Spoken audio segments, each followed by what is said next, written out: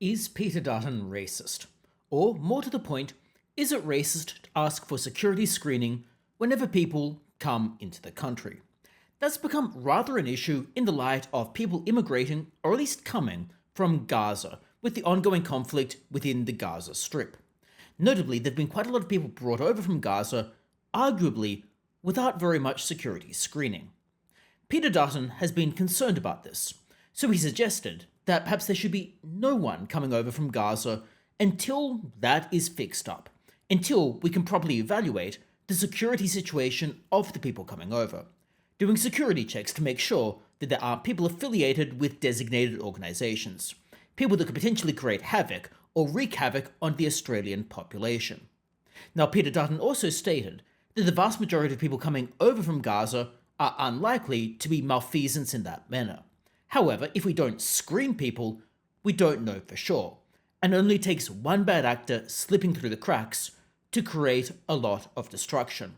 So we can't be too careful. I mean, it's quite remarkable that you had Andrew Giles. Don't forget, he was the minister who was in charge at the time. Not only did he make the decision to release 152 people from immigration detention when he didn't need to, and these people have gone on in some cases to commit criminal offences, but now we know that it's Andrew Giles who brought in 1,300 people from the Gaza area controlled by the listed terrorist organisation Hamas. He brought them in on tourist visas, and that there were no face-to-face interviews with some of these people.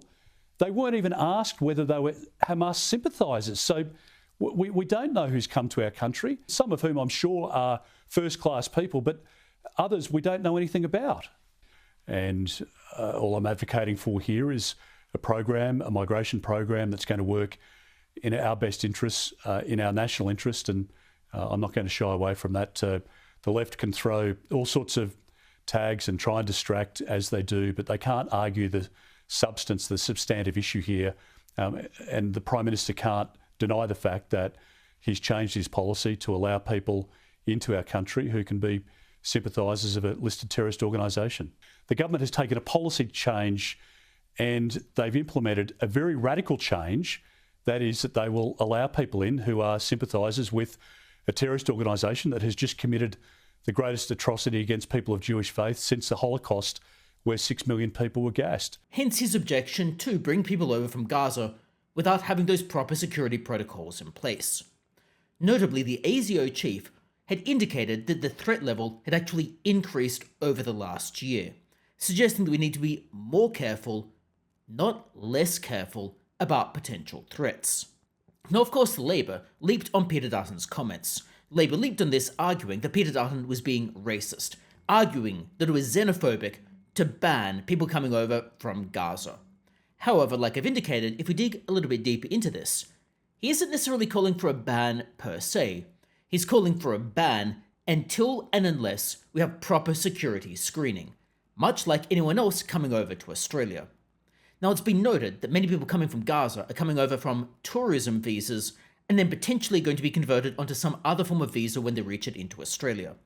Now, to be clear, they are coming over on tourist visas, but Labour has also indicated that they would not send people back to Gaza, which implies those tourist visas are going to become some other form of visa down the track. So they aren't genuine tourist visas in the ordinary sense of the word. Rather, they're visas as a stepping stone toward something else. And therefore, you would expect screening. Indeed, even if someone's coming over for a tourism visa from many, many countries, there is enhanced screening. The government goes through and analyses whether that person has a criminal record, whether there might be a threat, whether they might fail the character test to come over potentially into Australia. We've seen this with myriad celebrities potentially failing various tests to make it over into Australia and then being deported as a result, or having their immigration or their travel blocked. As a result, you would expect them to do the same with ordinary individuals. That is, if celebrities are being blocked for saying some perhaps unpleasant things, then surely individuals that are supporting a designated organisation would also be blocked for failing the character test. They would apply not just to tourist or short-term visas, but should apply more generally. After all, if someone is too much of a risk to be a tourist, surely they're too much of a risk to immigrate as well, or too much of a risk to remain for an extended period of time.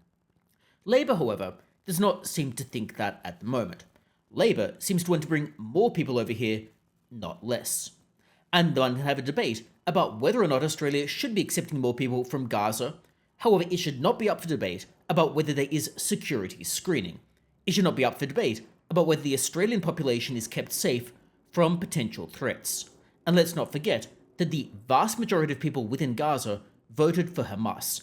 Hamas is an organization that is a designated terror organization and has committed acts of terror.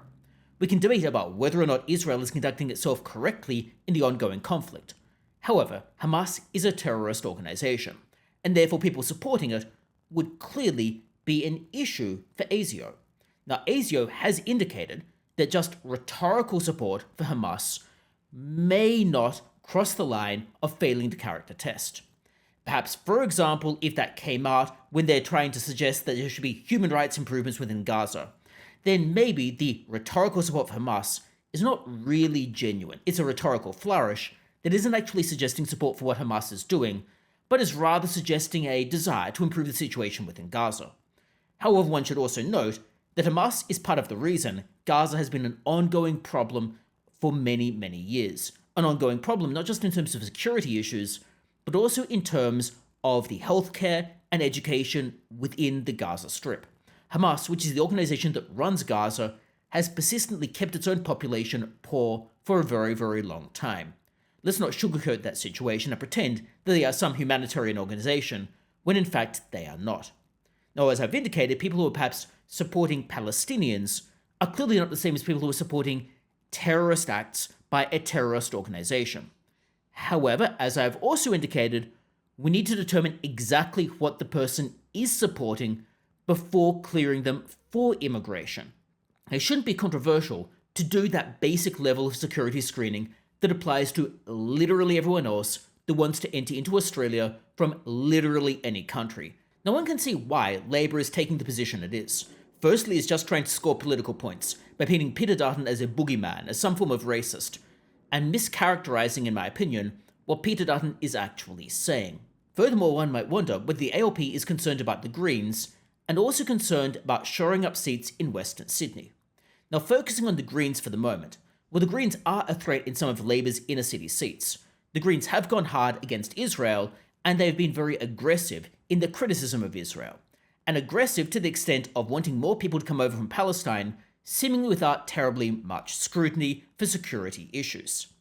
Labour might be trying to take some of the wind out of the sails of the Greens, at least within that section of the population, by doing these moves.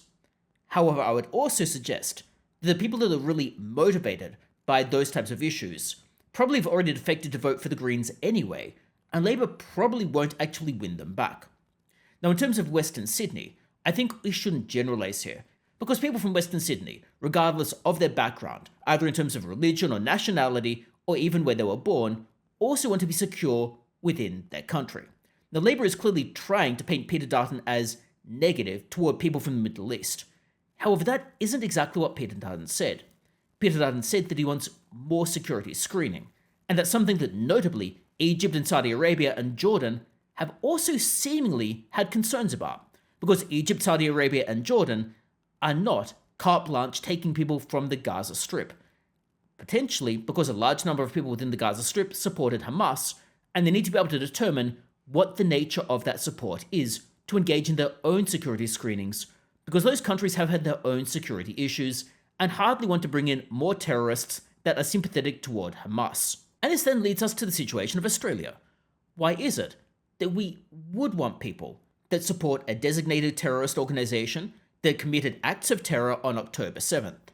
As I've said, one can criticize Israel, one can criticize Israel's response, but that does not in any way justify what Hamas has done on October 7th, because it was a clear act of terror, it was clear murder, it was clear abduction, and they tortured people. If one supports that type of action, it's not clear that that person would pass a character test to immigrate to Australia. Now again, I want to be very clear, there's a difference between supporting October 7th and supporting a better life for Palestinians. October 7th was a terrorist act that involved murdering people.